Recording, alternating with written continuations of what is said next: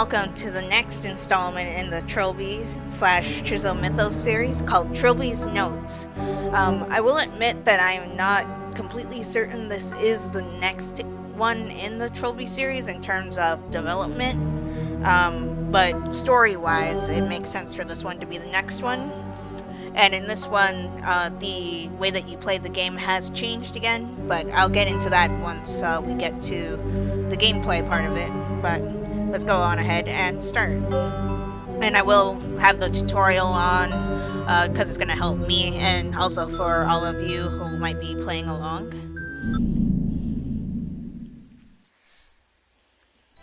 The following documents are taken from the handwritten notes of Trilby, an STP field operative whose real name remains unknown. Game over.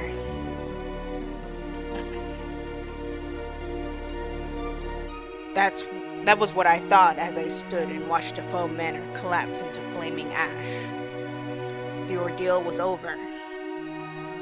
Those 5 days cost us all so much. Philip and AJ paid with their lives. They were the fortunate ones. They were. Jim Fowler was expelled from school for truancy, a bright future in tatters. Simone Taylor took to the bottle. Her broadcast became slurred, her eyes hollow and unwelcoming. She soon vanished from television screens. As for me, I tried to return to life as a cat burglar, but I had been forever tainted by my time spent in that wretched house. The memories of my possession came back in my nightmares.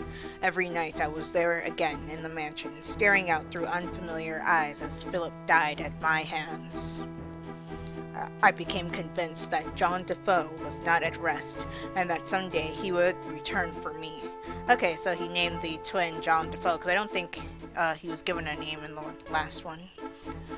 I became so terrified of invisible enemies that I forgot about the tangible ones. Trilby caught, infamous thief captured in police sting. 2 slow, miserable years after Defoe Manor, a barrage of truant's blows taught me a harsh lesson in reality, and I woke up in the kind of filthy cell I assumed would be my new home. But then he came, the man from the government, with his nervous smile, offering an alternative. The STP, the Special Talent Project. It hadn't been that much earlier that I would have sooner died than entered an obligation with anyone, least of all the government. Had Defoe Manor changed me so much? Whatever my reasons, I left my past behind and resolved to give my new superiors nothing to complain about. I spent a year and a half completing assignments, developing contacts, building a reputation. And then the past caught up. Ooh. In the summer of 1997, I became concerned about Simone Taylor's mental well-being. The papers were reporting her continual breakdown, and she had become a virtual recluse. I had no idea if my appearance would assist or hinder. I had, after all, deliberately allowed her to think me dead. Presumably she knew differently now, after the media coverage of my arrest, but I would expect her to be bitter about my subterfuge. On balance, I decided that a meeting with an old friend would most likely be beneficial. I came to her apartment, building on a warm, stormy night, and braced myself for the encounter. Use the cursor keys to move. Tap once to start moving, tap again to stop. To give a command, just start typing it and the text box will appear. Use simple sentences like look around or knock on door. The question mark symbol signifies that the game expects input. When it is visible, you are free to move and issue commands. Okay, so we are in the game, and as you can see, Trilby has a whole new look. I actually like this look. But yeah, the way that this game works now is that we use the arrow keys to move around instead of the point and click thing like before. And as it said, we use commands to do stuff. So, and you need to type, like, be really specific. Be simple, but be specific, though. Because if you're not specific enough, the game won't know what you're talking about. Knock on door. I had no business with Simone's neighbor. Oh. Okay. Wrong room. So, this is, but yeah, that you can do like a bunch of different inputs and stuff like that. But I'm just gonna mainly stick to the ones that progress the plot because I don't want to waste too much time. But if you want to download the game and try them out for yourself, be my guest. This is a fun game though. Knock on door. I knocked sharply on Simone's door. Press F3 to recall your last command. You know, I would, but I'm using an HP computer, and the HP computers all have functions on the F1, 2, 3 through 12 keys. So yeah, that's not an option for me, so I'm just gonna type it again. Knock on door. Receiving no reply, I knocked again, louder. Still no answer? Knock on door. Maybe she's asleep. Still no response. The doorman had assured me someone was in. I decided it was time to enter by my own methods. Press tab or type INV to review your inventory. Press tab again to close it. Let's see what we have. I had with me lockpicks. So all we have are our lockpicks on us. So let's go ahead and use the lockpicks. Lockpicks. I wasn't sure how to. Right. Sorry, forgot. You have to be extremely specific. Pick. Lock. I reasoned that Simone could have been in trouble, and even if she wasn't, at worst, I was only playing to my reputation. I spent a few minutes feverishly picking the lock, then let myself in. Ooh, it's dark in here. So, where exactly are we? Okay, there we are. Okay. Yeah, let's open the blinds real quick. Open blinds. I pulled open the blind. Oh. Well, that's not good. Look. Body. The body on the floor was undoubtedly Simone. I felt for a pulse, and my hands came away stained with long cooled blood, so she's been dead for a while. My fingers traced the outline of a large wound in her torso, slashed by a big weapon wielded by a big assailant. Oh no, it's happening again. I called for an ambulance, as futile as it would be, and left before they arrived. We also touched her body with our bare hands, didn't we? Now our fingerprints are all over it. Ah, Trilby, what are you doing? Due to me being a clear murder suspect, I was relieved from duty for the week it took for the Ministry of Occultism to inspect the flat and confirm supernatural activity. Ministry of Occultism? Okay.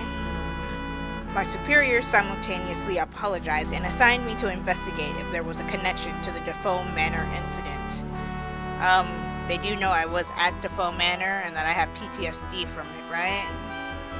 Merely reading those 3 words, capitalized on the front of a loose-leaf file, brought the nightmares back with more intensity than ever. Sure enough, a field agent reported that looters had discovered and stole several artifacts from the mansion, including the wooden idol that housed John Defoe's soul. Oh no, we destroyed the body but not the soul. To my surprise, no murders had been reported or committed by anyone who had come into contact with the accursed trinket. I did not find this reassuring. By the way, is this music from Trilby, The Art of Theft? Sounds like it. Sorry, off topic. I quickly advised James Fowler to go into hiding. He was stunned, but agreed. The boy had sense, and still respected my judgment. James Fowler. Okay, so Jones' real name is James. This done, I began following the idol's trail. From the pawn shop it had entered the possession of one Professor Abad Chahal, an authoritative historian. Of course it's in the hands of a historian. Why wouldn't it be? He had scheduled some type of antique fair in the Glen Brown Hotel on a small island off the coast of Ainsley, popular with tourists. By the way, I am sincerely sorry if I butcher the pronunciations of a lot of these places. Assuming the role of a scholar of antiquities, I booked a room. On the 28th of July, 1997, I caught a ferry from Portalchog in Ainsley and arrived at around 3 p.m. in Clansbrown Island's coastal village. Okay. It seemed a peaceful hamlet and, in defiance of stereotype, the locals were welcoming and told me no local legends to dissuade me from exploring the island. Yeah, that would have been very cliche. The Clan Brown Hotel was in the island's center, surrounded by forest. I made my way there on foot.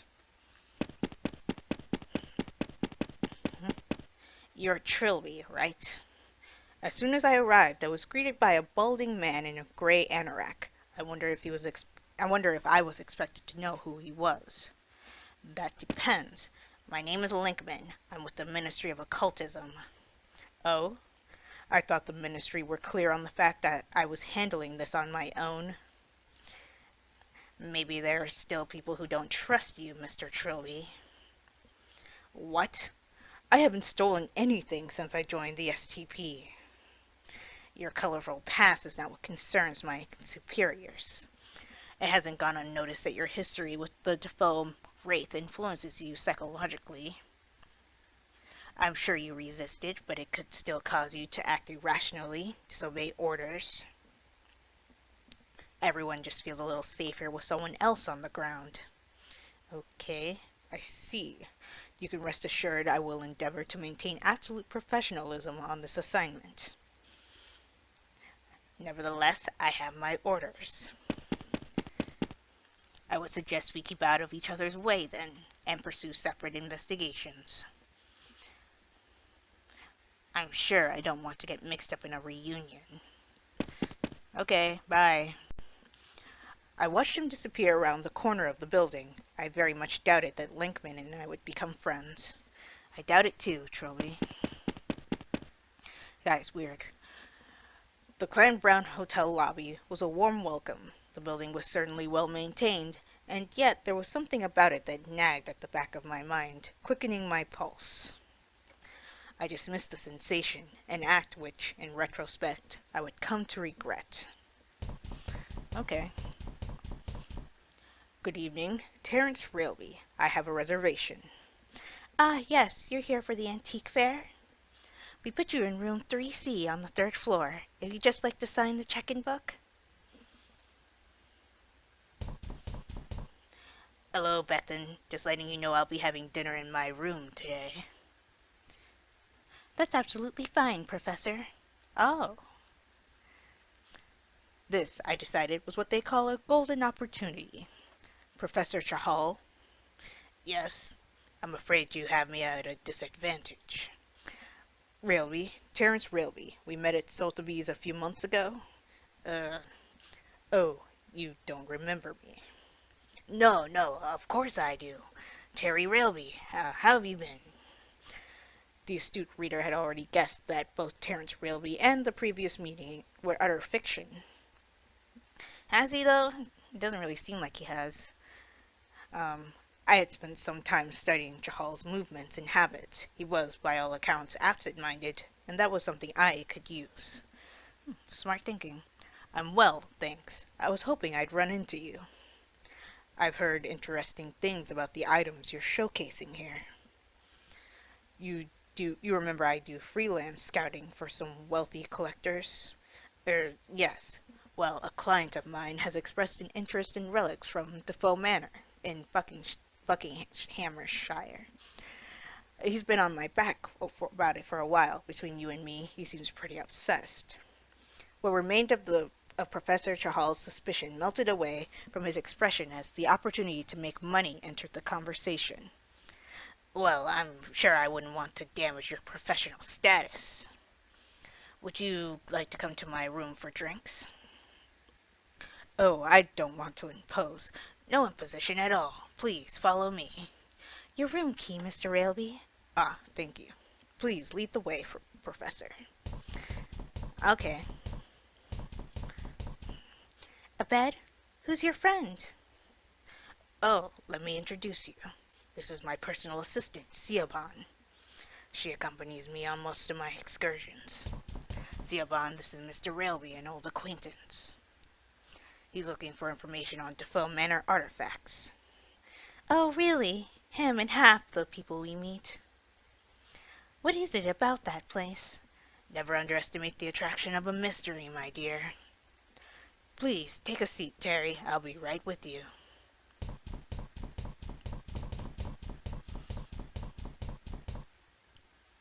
So, interested in ghost stories?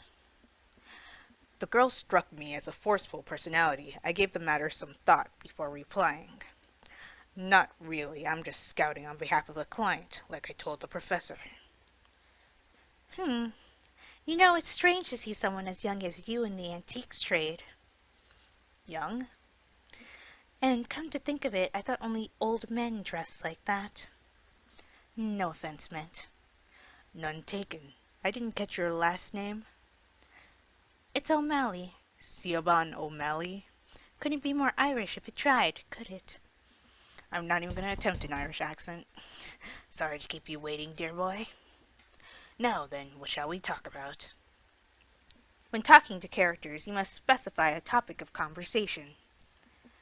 There are usually several things each character is willing to discuss. For example, try typing talk to a bed about Defoe Manor.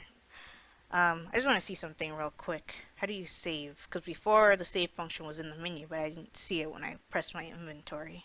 Save. Okay, you save by typing save. As you can see, I already have a save file here because I was testing the game to make sure it would record. So I'm going to go ahead and save. And I think I'm going to leave this episode here, and we'll continue talking to Abed and Siobhan in the next episode. If you enjoyed this video, give it a like. Also be sure to like my Facebook page and follow me on Twitter, both of which will be linked in the description below. And subscribe for more. And if you are subscribed or a new subscriber right now, be sure to hit that bell icon so you get notified of when I upload videos. This is Viola Rules, signing off. Talk to you later.